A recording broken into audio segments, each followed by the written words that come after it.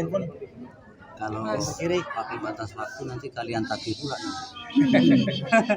Tapi secepatnya kan maknanya sudah clear ya. Tidak. Ini yang mulia Pak Wakil ini seharusnya ada tugas ke luar negeri sampai beliau ini membatalkan karena demi supaya segera bisa ya menjalankan tugas secara bersama-sama sehingga masih ditanyakan tadi Mbak. Mudah-mudahan tidak dalam waktu yang tidak terlalu lama nanti segera terbentuk MKMK. Itu perintah undang-undang Mas. Perintah undang-undang ya Prof ya. Jadi unsurnya nanti bisa dilihat pasal 27 Undang-Undang MK itu yang sudah diubah terakhir dengan Undang-Undang 7 2020 itu kan unsur-unsurnya sudah jelas Mas. Ada akademisi, mantan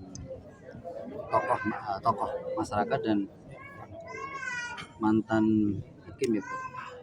Dan yang satu hakim aktif. Memang ya artinya ketika itu kan memang posisi MK-MK yang ada itu memang posisinya ad hoc.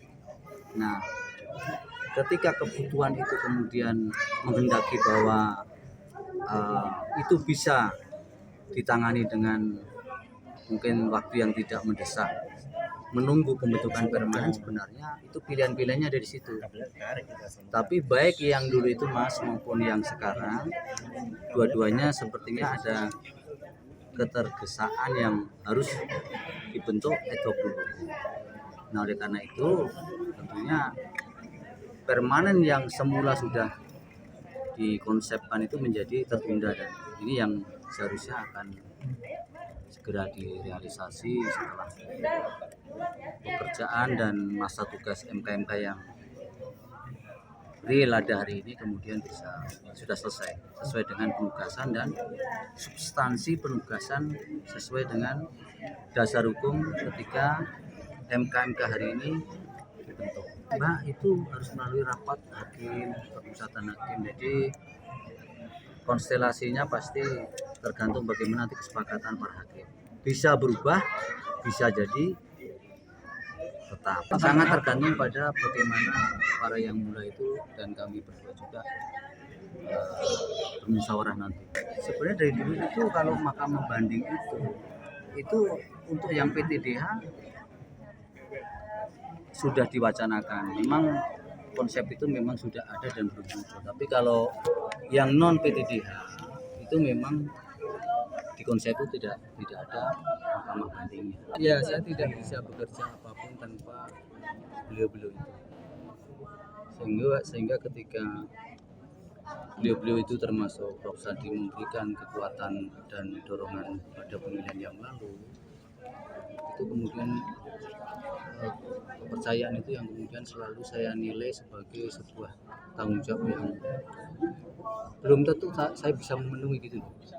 Tapi insya Allah saya akan bekerja keras untuk saya hanya khawatir begini Mbak. Khawatir tidak bisa memenuhi ekspektasi itu loh. Jadi saya kadang-kadang apa iya saya bisa tanpa saya skeptis atau saya pesimis ya, tapi dalam benak saya sendiri nggak tahu kalau yang mulia Pak Wakil itu pekerjaan yang dibebankan pada hari ini menurut saya cukup berat. Oleh karena itu ketika saya selalu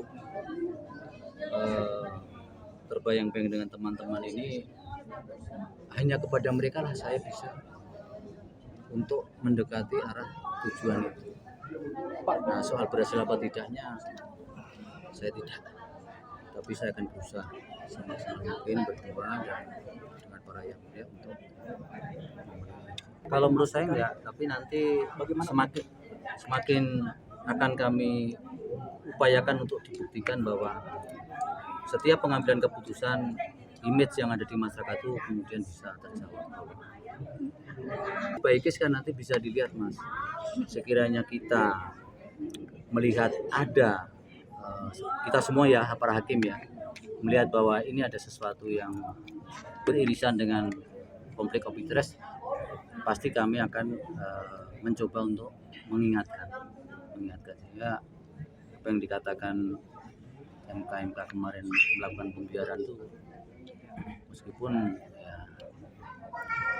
ya jadi nanti kita akan kita lihat case by case, dan saya kira semangatnya selalu akan mengingatkan. Kalau memang ada kepentingan ya tentunya diingatkan.